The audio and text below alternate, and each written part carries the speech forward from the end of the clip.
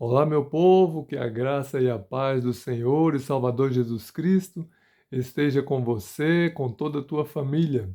Vamos ao capítulo 9 do Evangelho de Jesus, segundo escreveu Mateus. Jesus perdoa e cura. E antes de eu começar a ler, quero dizer para você que pensa que Jesus não perdoa, né? Jesus perdoa. E, aliás, se existe uma palavra que pode resumir a Bíblia, é perdão. Se existe uma palavra que pode resumir a Bíblia, é amor, não é? E só quem ama perdoa. E Jesus perdoa principalmente porque o sangue dele foi com esse objetivo. O sangue que ele verteu na cruz do Calvário teve esse propósito de nos purificar de todo e qualquer pecado. Não pense que você é um pecador tão grande que não tem salvação e que jamais Jesus te perdoaria pelos muitos pecados que você já cometeu na tua vida. Porque a palavra que ele disse diz assim: o sangue de Jesus nos purifica de todo e qualquer pecado. Amém? Então vamos ao capítulo 9 de Mateus, que tem esse título: Jesus perdoa e cura. E entrando no barco, passou para o outro lado e chegou à sua cidade. E eis que lhe trouxeram um paralítico, deixado numa cama. E Jesus, vendo a fé deles, disse ao paralítico: Filho, tem bom ânimo, perdoados te são os teus pecados. E eis que alguns dos escribas diziam entre si: Ele blasfema. Mas Jesus, conhecendo os pensamentos deles, disse: Por que pensais mal em vossos corações? Pois qual é mais fácil? Dizer, perdoados te são os teus pecados, ou dizer, levanta-te e anda?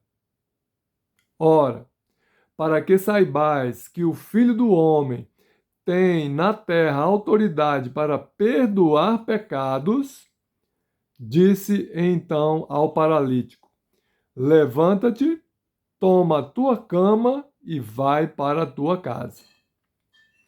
E levantando-se, foi para a sua casa.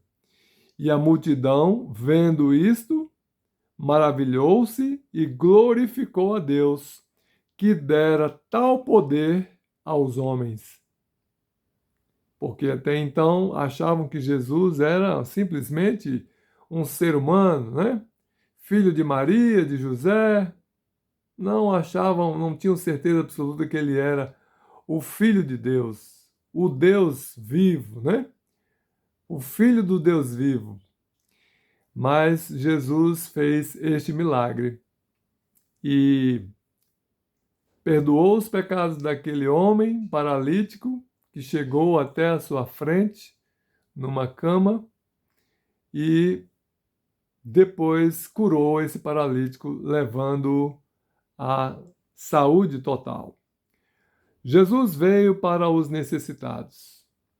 E Jesus, passando adiante dali, viu assentado na recebedoria um homem chamado Mateus e disse-lhe: Segue-me. E ele, levantando-se, o seguiu. E aconteceu que, estando ele em casa sentado à mesa, chegaram muitos publicanos e pecadores e sentaram-se juntamente com Jesus e seus discípulos.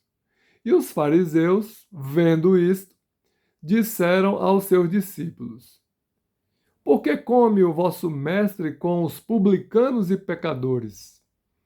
Jesus, porém, ouvindo, disse-lhes: Não necessitam de médico os sãos, mas sim os doentes.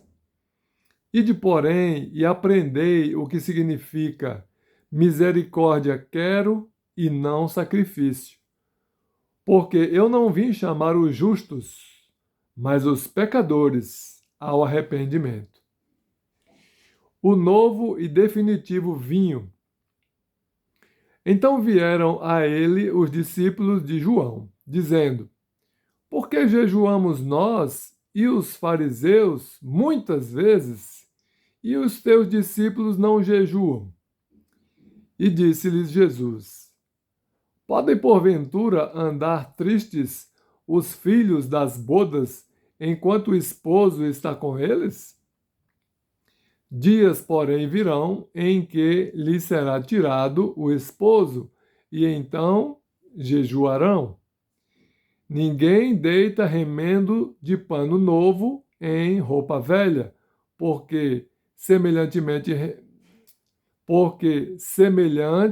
remendo rompe a roupa e faz-se maior a rotura.